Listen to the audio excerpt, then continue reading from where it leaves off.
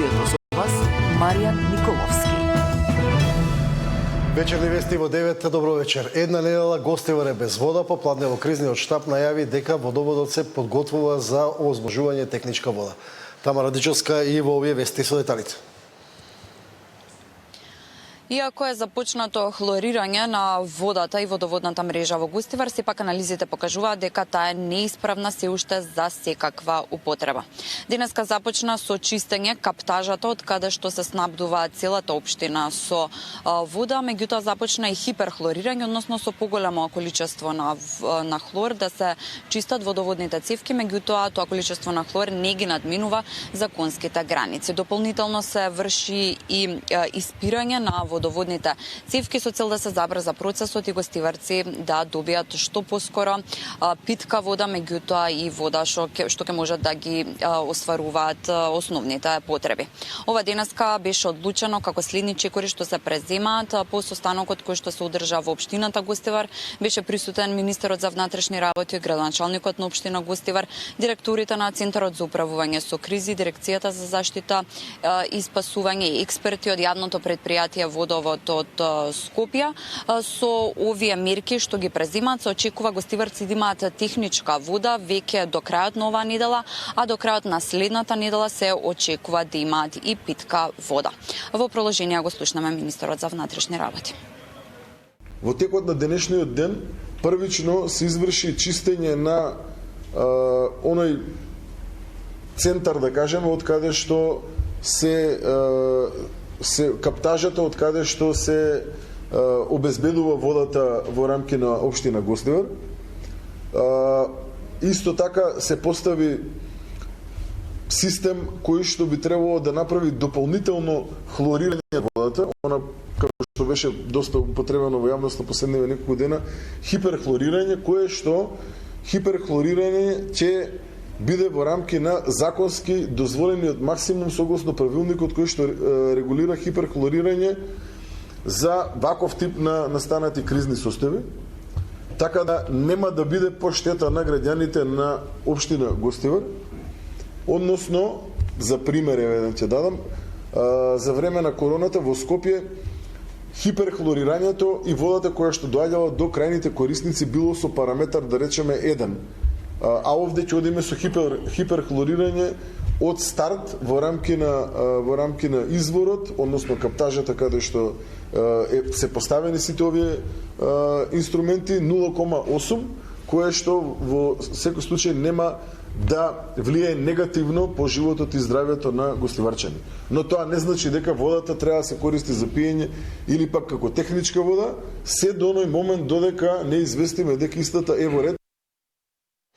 Тамара, овој период Гостивар се снабдува со вода техничка и со вода за пиење со помош на институциите. Има ли доволно вода и за технички потреби и за пиење?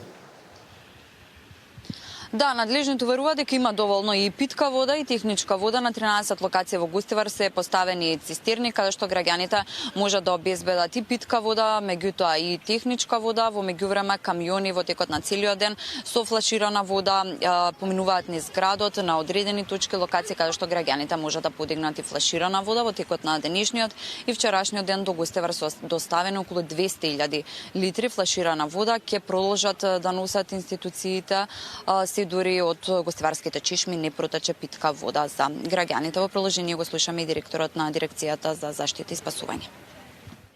Во текот на вчерашниот и денешниот ден во Гостивар е донесена 200.000 литри флаширана вода. Денес до граѓаните на општина Гостивар е доставена и над 100 тона техничка вода. Се разбира, по потреба можеме да доставиме дополнителни количини на техничка вода. Ангажирани се вкупно 13 цистерни за вода и еден камион со резервоар за вода. Моментално во Гостивар има 8 цистерни за вода, а уште 5 ќе пристигнат во секој момент заедно со камионот со резервоар за вода. Благодарам Тамара Дичовска за одлугите на кризниот штаб за состојбата во Гостивар. Здравствените власти велат дека епидемијата стигнува, но сепак апелираат гостиварчани да ја почитуваат забраната за користење на водата од градскиот водовод. астровирус и шигела кај гостиварци кои дале примероци за анализа. Овие се најчести, но не единствените вируси и бактерии изолирани кај жители од Гостивар, кои се резултат на фекално загадување или загадување од атмосферски води. Иако има повеќе анализи што е пронајдено кај болните, здравствените власти велат дека не може да донесат генерален заклучок. Астровирус е најчест и шигела е од бактериите најдена најчесто. Не во сите народи, меѓутоа има пациенти што ги имат сите.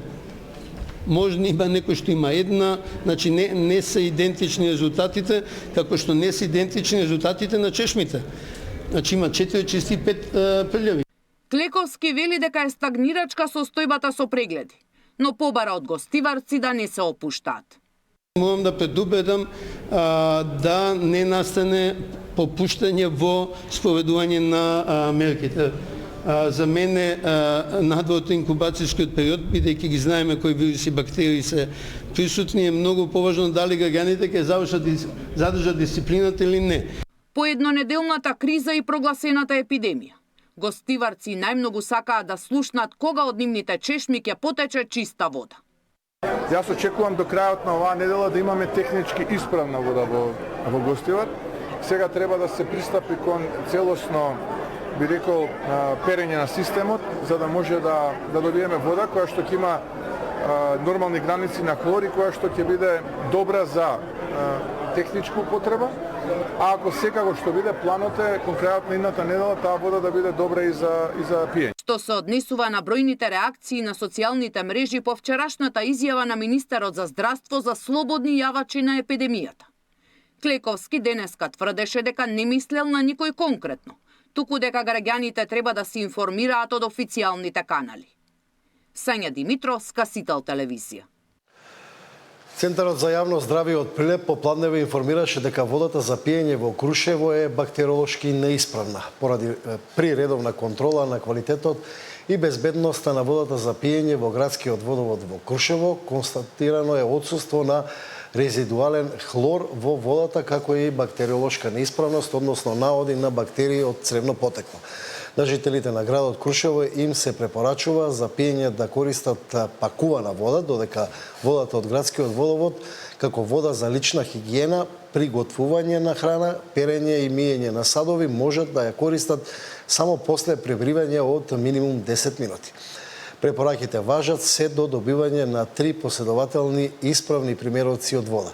Исто така, Центарот за јавно здравје Прилеп ги информира жителите на Крушево дека при испитувањето на крајпатните чешми, бензинска пумпа и Свети Петка, земени на 27.2026 е констатирана бактериолошка неисправност и истите не смеат да се користат како вода за пиење.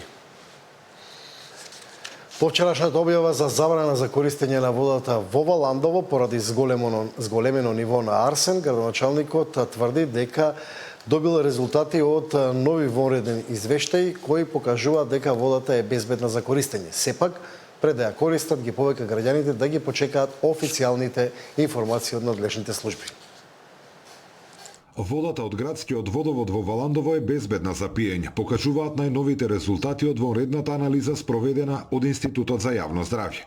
Ова денеска го соопшти градоначалникот на Валандово Ѓоко Камчев, кој го презентираше и лабораторискиот извештај. Според Камчев, состојбата во Валандово ни одблиску не е како таа во Гостивар и смета дека таквите споредби се несериозни. Согласно резултатот кој што го добивме денес, концентрацијата на арсен изнесува 1,40 од дозволени 10. Со оглед на ова, чекаме во секој момент, во текот на денешниот или во текот на утрешниот ден, Агенцијата за храна и ветеринарство да ја укине забраната за употреба на водата за пиење. Дека нема место за паника преку социјалните мрежи порача и токсикологот доктор Нико Беќаровски. Во неговиот јавен совет до граѓаните на Валандово, тој посочи дека краткорочното консумирање од неколку дена или недели не предизвикува симптоми ниту акутно труење, па така нема потреба граѓаните панично да бараат лекарска помош. Според него, опасност од хронични последици постои само доколку ваква вода се пие со години, а најважно во овој момент е надлежните брзо да го лоцираат изворот на загадувањето и да обезбедат соодветни алтернативи. Од општина Валандово најавуваат дека во следниот период ќе реализираат уште неколку вонредни проверки на водата со цел целосно да се утврди точната причина за претходното отстапување во анализите и да се гарантира безбедноста на граѓаните. Зоран Ѓорѓиев за Сител телевизија. Лидерот на СДСМ Венко Филипче побара воредна контрола на сите водоснабдителни системи и објави информации за зголемено ниво на фекални бактерии во примерок од чешма во болницата во Лешок. Тој бара и одговорност за сите вклучени во системот на контрола и превенција. Ова што се случи во Гостивар само еден од показателите и најдраматичниот доказ за тоа колку системот е оштетен и лошо се менаџира од страна на оваа власт. Примерок од чешма, од болницата во Лешок, кај што се лечат луѓе. 51 колиформни бактерии на 100 мл вода. И пишува дека не содействува на квалитетот на вода кој што е потребен за пиење. Па добро, знаат ли овие луѓе што прават?